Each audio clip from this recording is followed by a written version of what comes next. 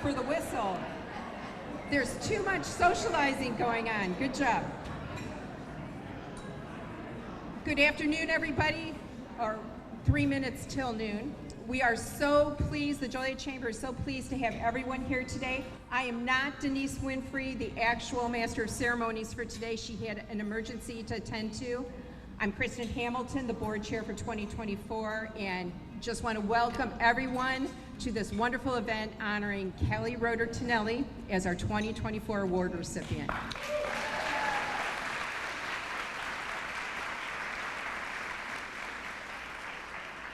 It's a lovely day and a lovely place. We're going to have a wonderful lunch, and I'm going to invite Pete Collarelli up here to do the invocation.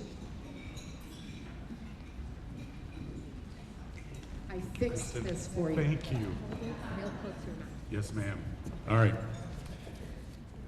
Let's bow our heads in prayer. Dear Lord, we thank you for the opportunity to gather today. We pray with gratitude for the blessings you've given us, especially the community in which we live, work, and raise our families. For all the organizations who support this community, especially the Joliet Chamber of Commerce that organized our event today. We also thank you for the blessing of past ATHENA Award winners, those who are with us here today and those who have passed away. We thank you for the legacy that they have left us and that we enjoy today in our community. But we especially thank you today for our honoree, Kelly Rohder Tonelli. We thank you for placing her in our lives. We thank you for surrounding her with family, friends, and colleagues who have helped to form her into the wonderful woman she is today, especially her mother, Diane, brother, Dan, sister, Kristen, and her father, Bob, who can't be with us today, my dear friend. We thank you for all of those influences in her life and all of the people who have touched Kelly throughout the years, who are looking down with great pride right now. And we ask you that you'll grant us the will, the strength, the opportunity to imitate Kelly's great attributes, to help build our community and to bring to it all that is good, true, and beautiful. And we also ask you to bless the food we're about to receive, to bless those who prepared it, and to bless those who will go without this day. And we ask you in your name, amen.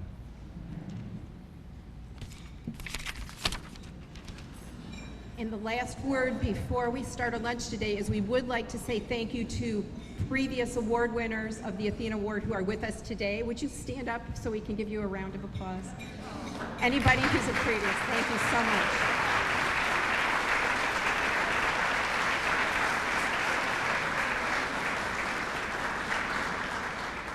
Kelly, I think you're in very good company, and we are so thankful to have all of the support we have for our community.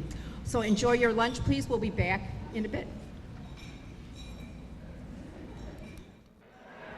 Good afternoon. Please, we're going to go ahead and get started, but please enjoy your lunch at this time. On behalf of the Chamber Board of Directors, the Chamber staff, and the Council for Working Women, we welcome all of you here at the beautiful Jacob Henry Mansion. We thank you for taking the time out of your day to honor a very special woman. We would like to thank our presenting sponsors who locally help bring you the Joliet Region Chamber of Commerce and Industry ATHENA Award. They are Busey Bank, Darcy Buick GMC, ExxonMobil, and Star 96.7. I'd like to recognize our very active and thriving Council for Working Women at this time. The mission of the Council for Working Women is to advance the interests of women engaged in business, professions, and service organizations. The Council promotes opportunities for women in the region and support activities which will enhance the capabilities of women while acting in unity with the goals and philosophies of the Joliet Region Chamber of Commerce.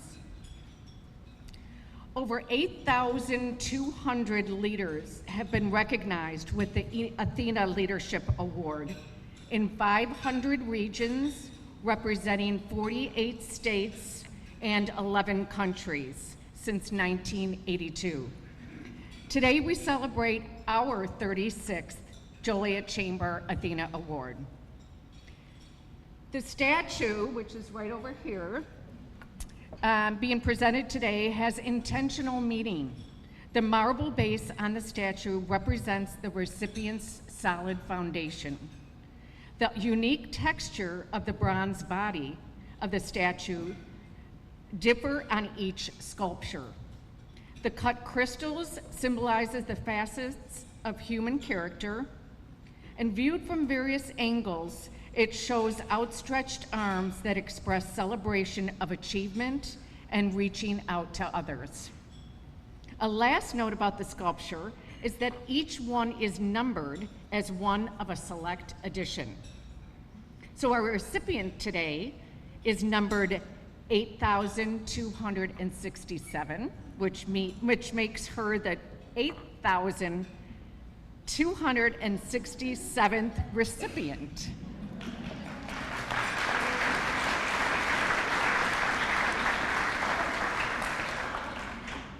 The ATHENA Award recipients are individuals who have achieved the highest level of professional excellence, contribute time and energy to improve the quality of life for others in the community, and actively assist others, especially women, in realizing their full leadership potential.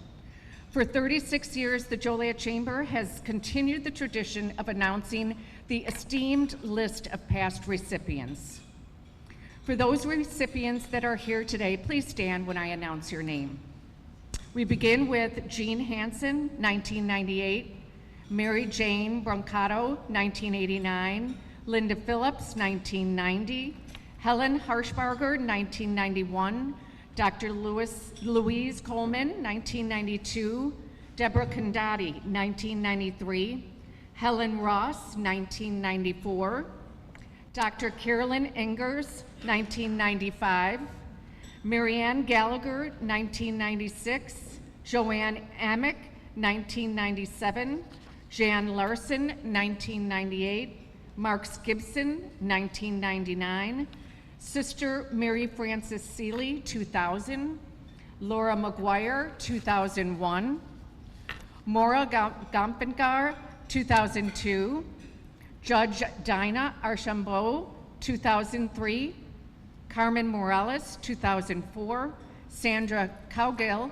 2005, Bonnie Pettick, 2006, Mary Franceschi, 2007, Lori McPhillips Weglars, 2008, Dr. Phyllis Wilson, 2009, Arlene Elbert, 2010, Lisa Morales, 2011, Jennifer Bertino Tarrant, 2012, Beth Hughes, 2013, Cheryl McCarthy, 2014, Tricia Simpson, 2015, Diane Habiger, 2016, Sue Bornhofen, 2017, Jen Howard, 2018, Ines Kutletza, 2019, Ruth Colby, 2021, Caroline Portlock, 2022, and Denise Winfrey, 2023.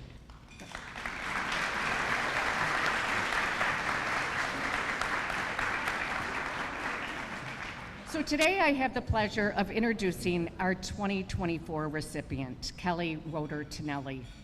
For nearly 20 years, Kelly has dedicated herself to creating opportunities for leadership and advancement, particularly for women. In her current position as executive leader at JJC, she is committed to ensuring that her team feels supported and has access to development opportunities. Her philosophy is rooted in the belief that everyone has the potential for leadership in some form. Although Kelly's formal education includes a master's degree in organizational leadership, Her approach to mentoring and supporting others is grounded in the wisdom of lived experience. In her professional and volunteer endeavors, she is driven by a desire to help others see and maximize their own natural talents. A couple of her colleagues confirm this by saying, "Kelly has been an incredible mentor, always encouraging me to take on new challenges and providing invaluable guidance. She trusts my instincts and allows me to manage with independence, which has significantly contributed to my professional growth and confidence." And that is from Robin Ballard, Director of Marketing and Creative Services. And from Catherine Smith, Communications and Media Manager, "Working with Kelly is an incredible privilege. She consistently inspires me to do what is right, even when it is difficult or unpopular. Her ability to face challenges head-on with grace and determination sets a powerful example for all of us. Her leadership fosters a culture of integrity and resilience." Kelly's commitment to the community is evident in the organizations that she volunteers with, including Boys and Girls Club, Board President 2017 to present, Joliet Public Library Board of Trustees 2020 to present, Joliet Region Chamber of Commerce Board of Directors 2017 to present, Joliet Area Historical Museum Board of Directors, founding member, Community Foundation of Will County Women's Leadership Fund. She has also supported the goals of professional women by involving herself with the following programs: founding member, Women's History Month Luncheon Series, keynote speaker, the National Society of Leadership and Success JJC Chapter Induction, mentor, Big Brothers Big Sisters Mentor 2.0 program, and speaker, Polished Pebbles Girls Mentoring Program. I really could go on and on about Kelly's talents. One thing I do need to mention is the way she can rock a modern vintage look. I am sure that there are many females in the room that would agree with me on Kelly's incredible fashion sense. But we are here today to hear from Kelly. So at this time, I'd like to invite Kristen Hamilton, our board chair, and Denise, who was not able to make it, up to the podium. Also, Terry Darcy, Darcy Buick GMC, Mike Nolan and Steve Jamnick, Busey Bank, Pete Colarelli, ExxonMobil, and Julian Bass from Alpha Media's Star 96 FM, today's presenting sponsors.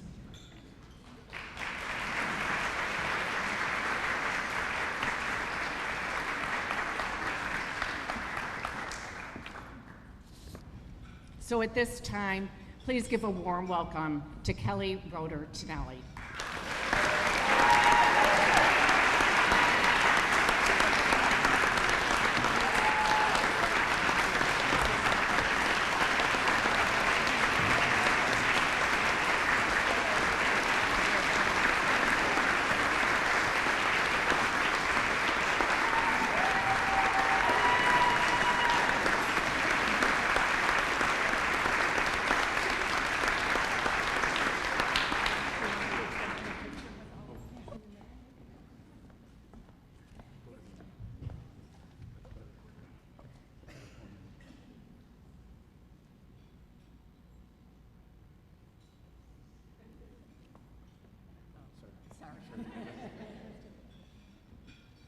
It's all yours, Kelly.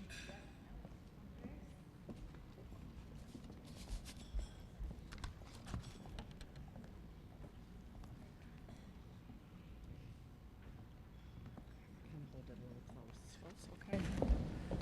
All right, I have these. Okay. I'm going to set them here because I might need them. I just am so grateful. I don't even think that's a strong enough word. And I just want to say thank you to the Chamber, to the brilliant people who thought 36 years ago that this community should recognize women in leadership and community. Awesome. Let's keep doing it. To this amazing group of ladies, our previous Athena winners, I'm excited to sit at your table next year.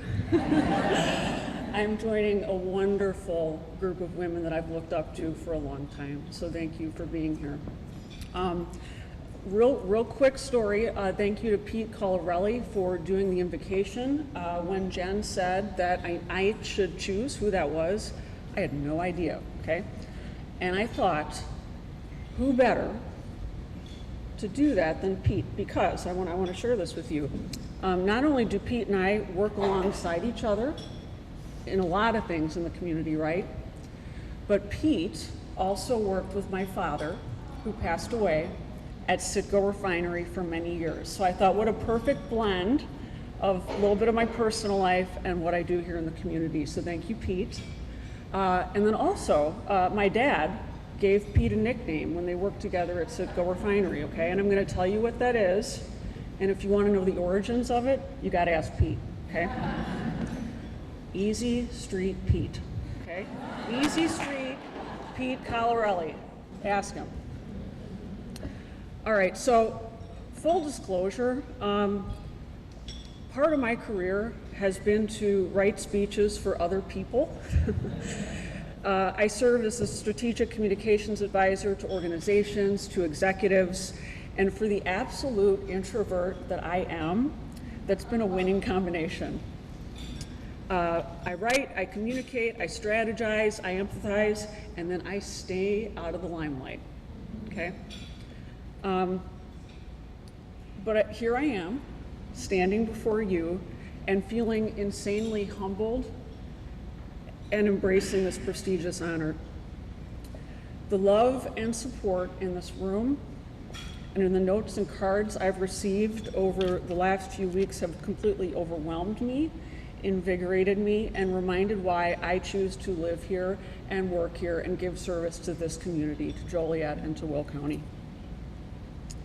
As I considered what I might share today, you know, y'all can look at my resume and see what I've done, it's on your table, but I really want to focus on what makes me, me, and how the heck I got to be standing right here. So I took a quick dip into the vast ocean that is the internet to really understand what was happening in the world in 1982 when the ATHENA Award was created.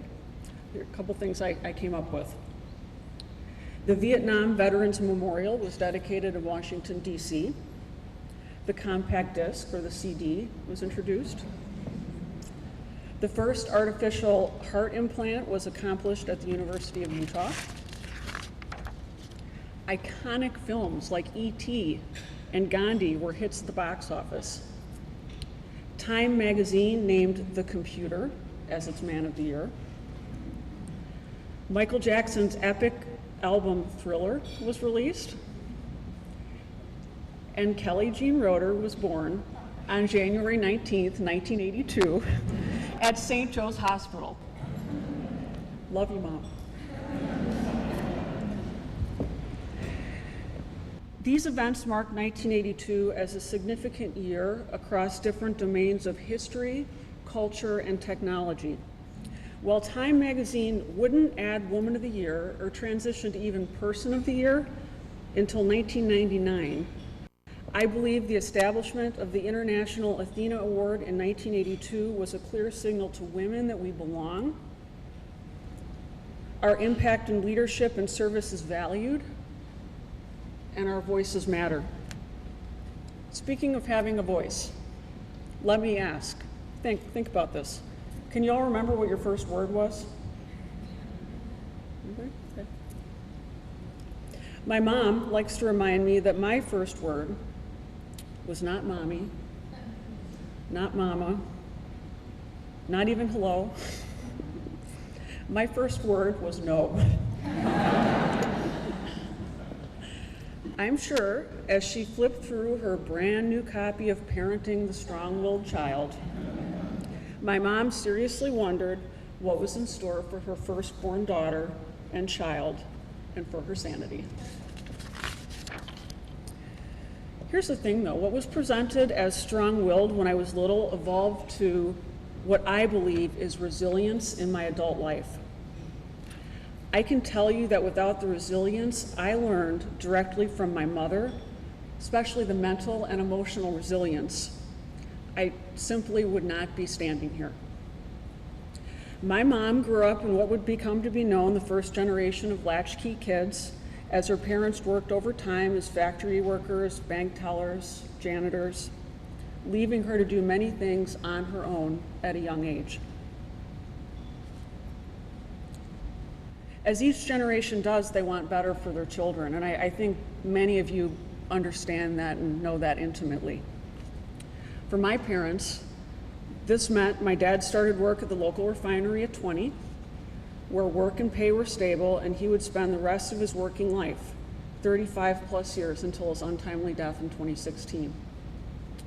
My mom's desire for having a family and being ultra present in her kids' lives meant that she was a regular fixture at PTO meetings, dance recitals, sports events, choir concerts, all the opportunities she wanted her kids to have, and to just be a present parent. I often look back and marvel at how candid my mom was with me, talking openly about the importance of being financially independent, going to college, and building a career and life that activated my gifts while making the places and spaces around me better.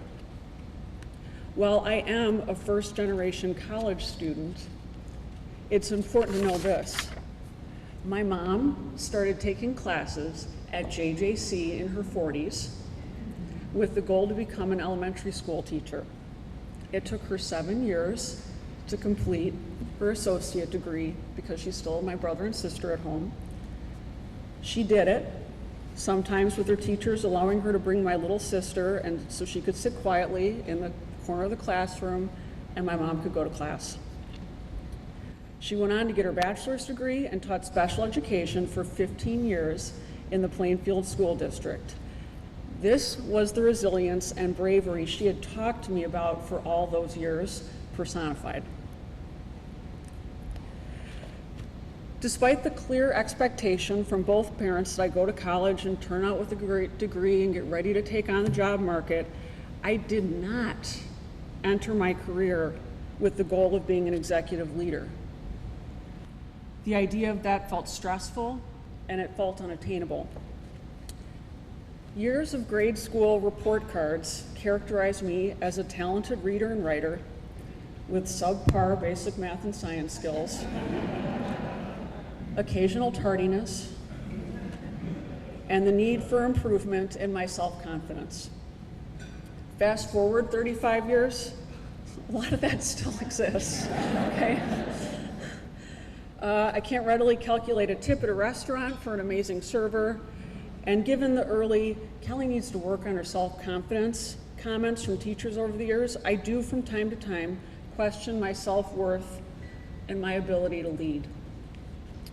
Shouldn't a successful leader have a well-rounded portfolio of skills, equal parts left-brained and right-brained, extroverted, and be wildly charming and comfortable in large group settings? So I don't think it's a bold statement to suggest that we've all been in that space and focused on what we can't do. So here's where my advice comes in and what guides me in my professional career and investments in the community. Focus on your strengths.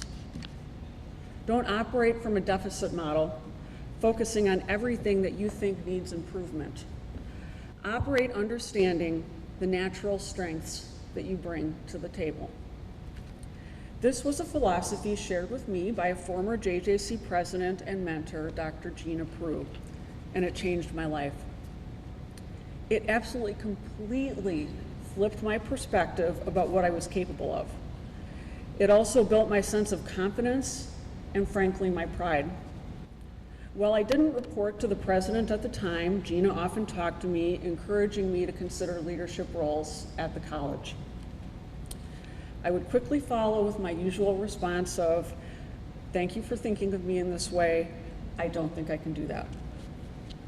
I mean, this woman had been an executive leader and president in many states with a record of success and a penchant to dive into difficult conversations to get the organizations she served where they needed to be. It wasn't until August 2011 that my mindset changed. Dr. Peru had been diagnosed with a rare form of fallopian tube cancer. Throughout her 2-year treatment, she served as another mentor in resilience as she continued the strenuous job of being a college president while undergoing regular chemotherapy treatments, many of which challenged her energy, her walking ability, and her capacity to be out and about on campus, which I know she loved. During that time, she invited me to sit in a few times in her office and chat. She'd pass along books that she had read that she thought I might like. What I didn't know then was that this would be the start of a pattern of someone close to me in their professional prime, leaving an indelible mark on my life. During that first week of August 2011, the Board of Trustees, along with key members of the President's Cabinet, had been made aware Gina would succumb to this disease, and soon. As you might imagine, I was absolutely bereft. Within days, the board chair called me at home on a Sunday, requesting a letter of appreciation to be written to acknowledge the many achievements and impact Dr. Peru had on JJC. I took a breath. Was this in my job description? I didn't know, but I did it.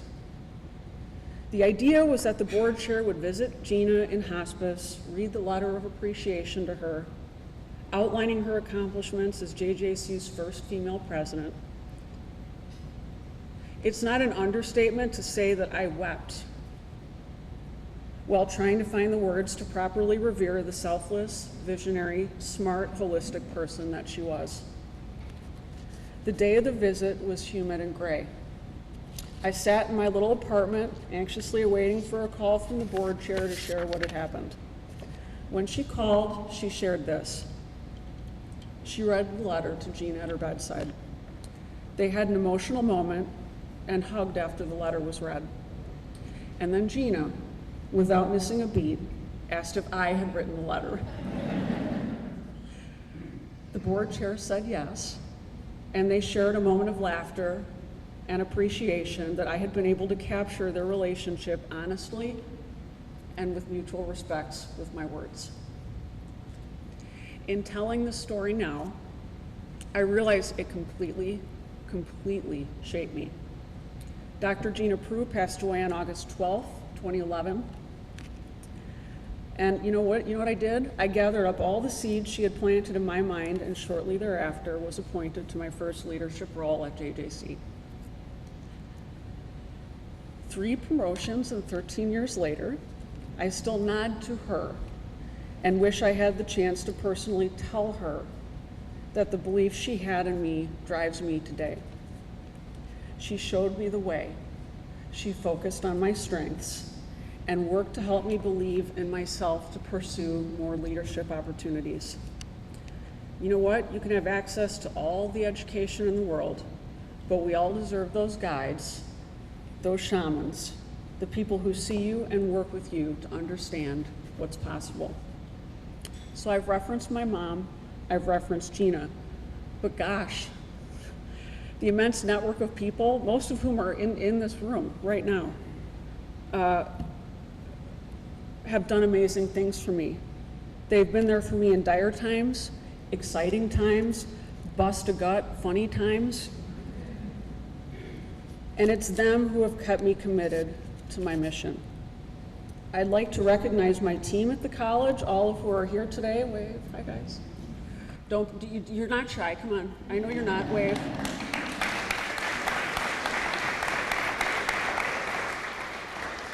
I'd also like to add that they drove a big branded JJC 14-seat passenger van to get here. They're all here safely, thank you. To the JJC community, I am so not here, or me, without you. To my cabinet colleagues, who are all here today too. Hi. Thank you. To my beautiful blended family of Tonellis, my husband Rod, and my 2 stepdaughters, Emma and Olivia, are here today. I got a surprise when I came in. Aunt Debbie and Uncle Ross, where are you? I didn't know you were coming. Hi. Thank you. Thank you for being here. My cousin Nick, thank you. Came up from Bloomington. My cousin Amy, thank you. Your presence just makes this wildly special. To Elaine Bottomley and Mike Theodore from the Will County Executive's Office for nominating me, thank you.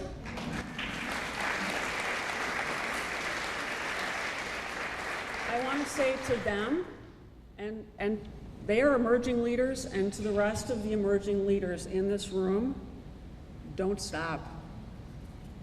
Because you know what? I will not stop. I won't stop. Investing in the kids in this community who may not realize it, but you know what? They're looking to us for guidance and opportunity. We may not always have the immediate answer, but let's lean in and bring them along. Listen to them, learn, and do. And finally, I want to recognize my dad. I'd give anything to have him here. I believe he's here in spirit, and he continues to give me unexpected courage when he knows I need it. I will remember this moment for the rest of my life. I'm invigorated by it, and I will continue to serve because it is at the core of who I am. Thank you.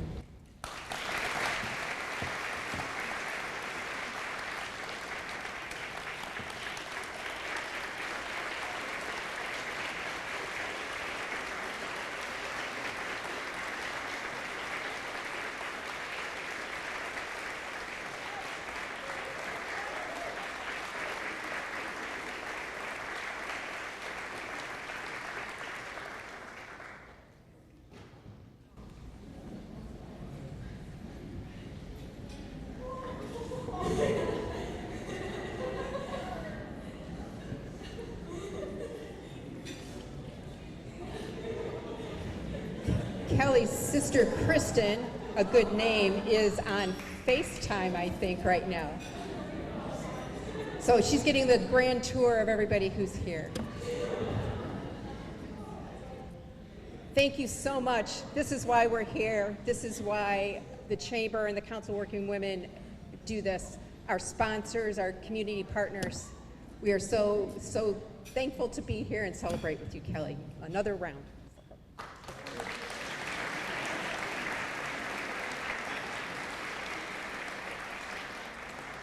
So we'd like to ask all of the past recipients, most of them are over here, if you would stick around for a little minute. We're going to go outside and take a picture. And for everybody else, Chamber has all kinds of activities going on. Please check our website. There's too many, I don't want to miss any, or get the date wrong, which I've done before. So I'm going to leave that. Please go on the website. And thank you to our hosts today for our wonderful lunch. And thank you. Have a great day.